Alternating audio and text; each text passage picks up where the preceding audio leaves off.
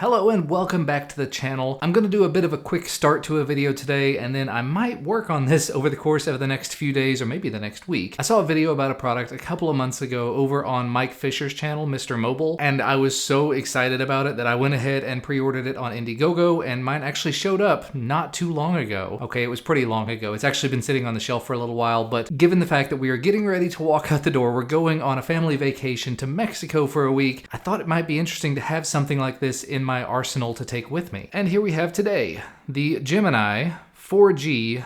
It's an Android phone slash tablet slash netbook slash lots of slashes. It's really hard to describe what this thing is. I had a device way back in the day. I think it was called the Cassiopeia. It ran Windows CE, and it was a flip open tablet kind of design, and I think there was a stylus and everything. This is supposed to be the next step forward from something like that, and I don't know what else there is to say about it. There were two different versions of this available, basically one that has 4G and one that does not. So you either had one that's a tablet and that's about it, and by the way, this thing can dual boot with Linux. I think it's with Ubuntu, but then I got the one that has 4G built into it, which means you can technically, I think, also use it as a cell phone. I'm curious about it. It was $449 when I pre-ordered it on Indiegogo, and the last time I looked, it's $599 now for the one with 4G built in. So I'm curious to see how this turns out. There's some info here on the top, shows you the keyboard layout, and then inside we've got the device itself all wrapped up. What else we got in here? I would assume documentation. A little out of practice doing this. But yeah, there's a quick start guide right here, little cleaning cloth,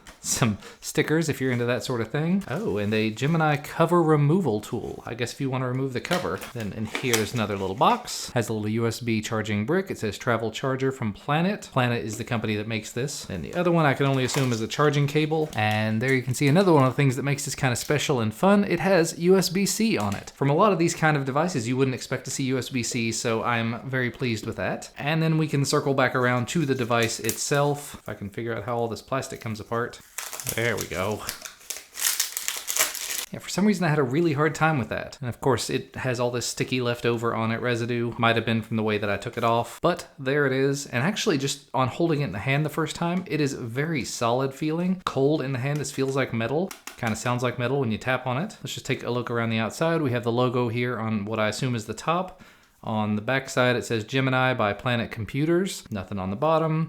USB-C port on this side with a button, I can only assume is a power button. What looks like a microphone also, and then a speaker grill. The other side looks like almost the same thing. USB-C, microphone, speaker grill, and a 3.5mm headphone jack. Once you open it up, there is the magic. Therein lies all the fun. So you have this interesting little hinge here on the back, the screen, which is a very decent size. I probably ought to look up the specs while I'm doing this. There we go. We have a list of some of the specs here. You can sort of see both at the same time. So both of the devices, if you get Wi-Fi or 4G, they both support 802.11a, B, G, N, and AC. Of course, GSM and CDMA and WCDMA and LTE, lots of support for 4G there. VO LTE compatible, so voice over LTE. Approximately 320 grams for each. This one has a SIM slot and an eSIM ready. They both have an FHD display, so 1080p, 5.99 inch display, and it's 2160 by 1080. So it's not 1920 by 1080, it's an 18:9 ratio. Multi-touch, scratch resistant, Android and Linux dual boot, Deca core, so 10 core processors. And you can see what the processors are there. Cortex A72, A53, ARM Mali GPU, 4 gigs of RAM, micro SD card slot, 64 gigs of storage, 5 megapixel front-facing camera, dual stereo speakers, integrated ambient microphone, Bluetooth 4.0, AGPS, oh, and a lithium-ion 4220 milliamp hour battery. So hopefully this thing is a bit of a beast. Now looking back at the screen, about 6-inch screen, it looks like there is a screen protector on it, and I don't see a very easy way to remove it, so I'm just going to leave it alone for right now. Let's go ahead and hit the power button and just see if this comes on, and it does not, which means the battery is probably in the factory ready state, you have to plug it in so it activates kind of state.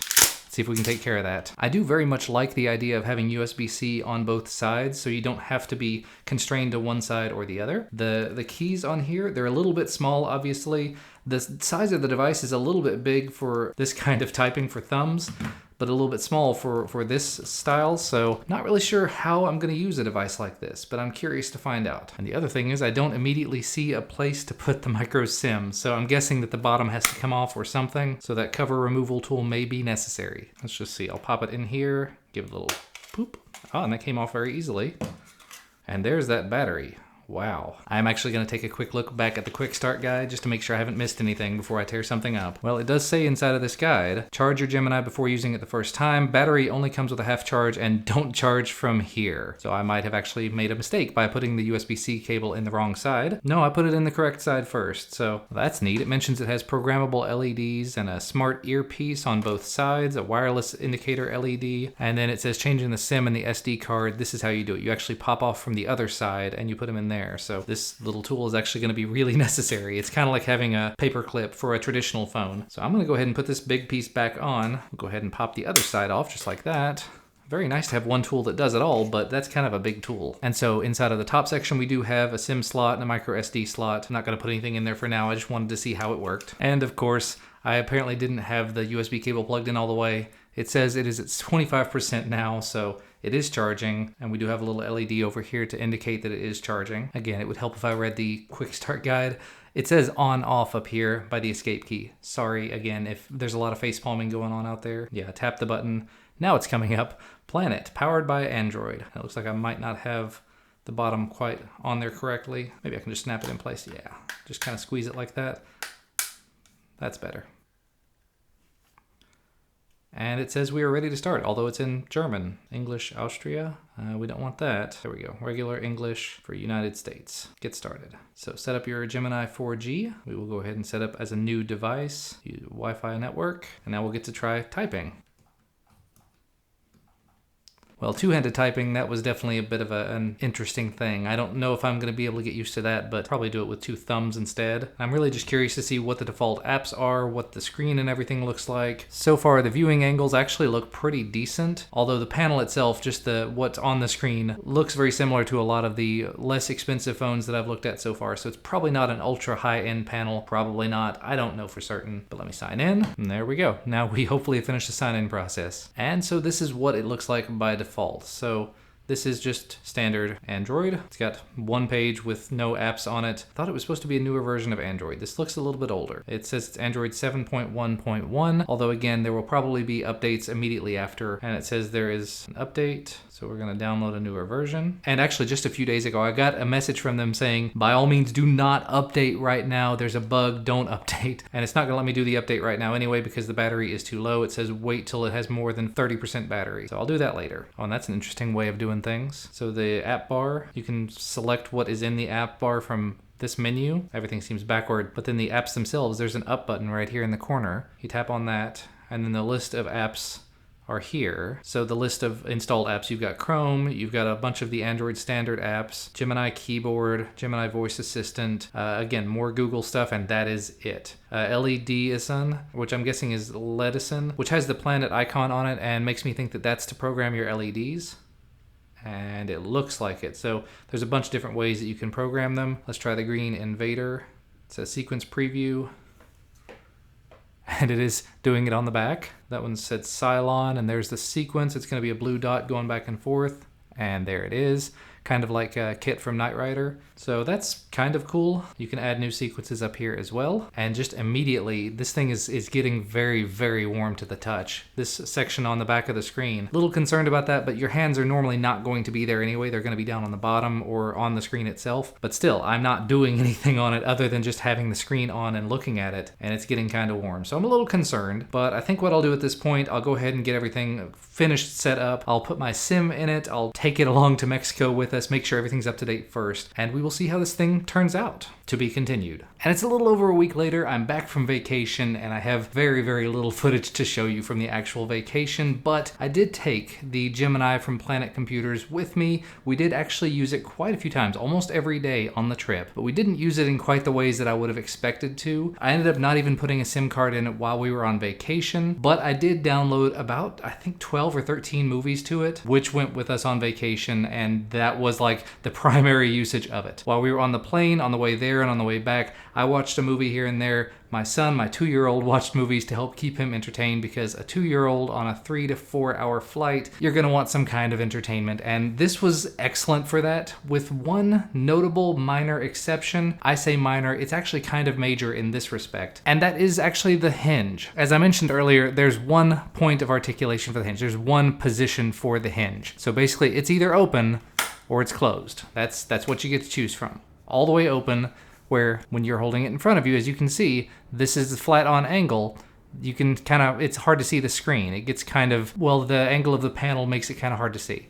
It's not that bad. Really, from the angle I'm looking at it right now, I can see everything very clearly. It would just be really preferable to have more than one angle, but I know that would require a whole redesign of the hinge, and it would make it probably a lot more expensive to produce. It does get the job done. I tried to take the screen protector off once we got back. I'm not sure if you can see it now that the screen's off. Let's try to get some reflection on it. Yeah, you can see there's a lot of fingerprints. There's just a lot of general nastiness on what looks to be a screen protector. And I haven't been able to peel it away quite yet. I'm sure it's just a matter of me not having long enough fingernails yet. But I'm happy that I left the screen protector on it because there was a lot of sand floating around. We went to Mexico, so near the beach, near the pool. It was nice to know that the screen was not going to get damaged by all of that, because my iPhone screen ended up getting scratched all to pieces thanks to the sand. That's okay, we deal with it. My own fault for not having a screen protector on it. That does, however, bring me to the next point, the sort of downside to it. And again, this is a relatively minor one. If you're wanting a device of this size and shape, you're probably not going to mind the next point, but it's not waterproof. It doesn't have, as far as I'm aware, but it's not waterproof. And again, feel free to correct me in the comments if I'm completely wrong on this, but I spent the entire week being terrified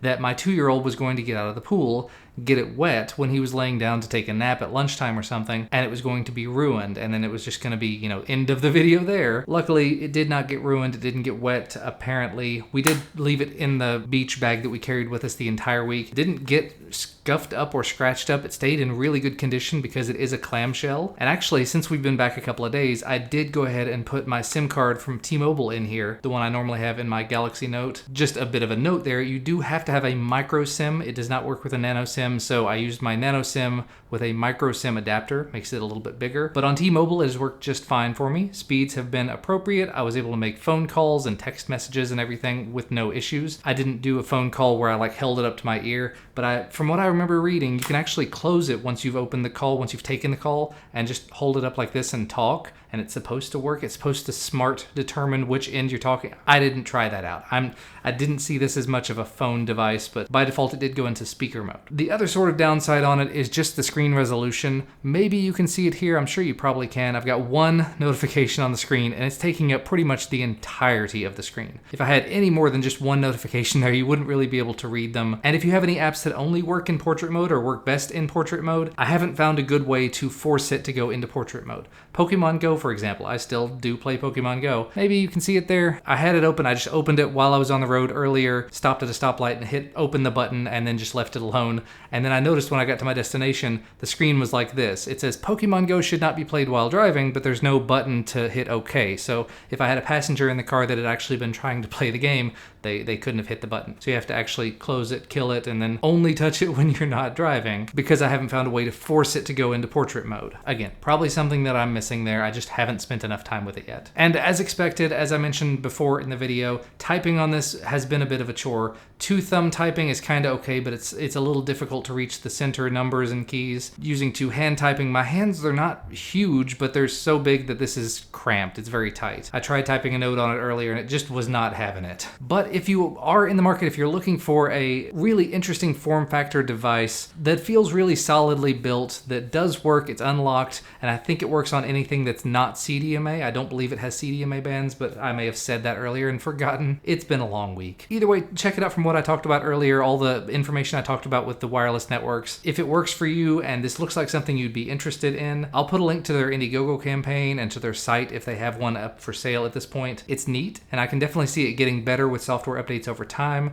The screen resolution could definitely be better. I mean, there's an awful lot in this large amount of real estate, but there's an awful lot packed into it. And realistically, in terms of size, just for comparison, this is my Galaxy Note 8. You put them up side by side and they're pretty similar. They're almost the same height. The main difference is the thickness, and you can probably see it there. The Gemini is definitely quite a bit thicker, so this is going to be significantly less pocketable than something like the Note 8, which is still very hard to call pocketable. And the cover tool, let's just say it's going to get lost very, very quickly. I was very lucky that somehow I didn't lose it on the trip to Mexico and back, but I thought I'd lost it earlier tonight. So I think that's where I'm gonna wrap it up. It's an interesting device. The speakers are okay, realistically sort of all around. It's just kind of okay. And the main thing that you've got going for it is that it does have a pretty decent sized battery. It is receiving software updates. It does have the ability to run Linux and have dual SIMs, to act as a phone, to have a physical keyboard. There's a lot of really cool things about it if you're willing to throw out $599 for it. If you want just the Wi-Fi only version, it will be less expensive than that. I think it's $499, maybe. I'm wrong about that. I don't know. And I don't honestly have the time to look it up. I've got like 5 minutes to film stuff. So if I can find them, I'll put links to where you can find this down in the description. I did not receive this for free. I paid for it out of pocket. So check it out if you are interested. Leave me some comments down below and let me know what you think about the Gemini from Planet Computers. I think it's pretty interesting, and it's definitely going to be sticking around on my shelf for a good long while, and possibly in my backpack because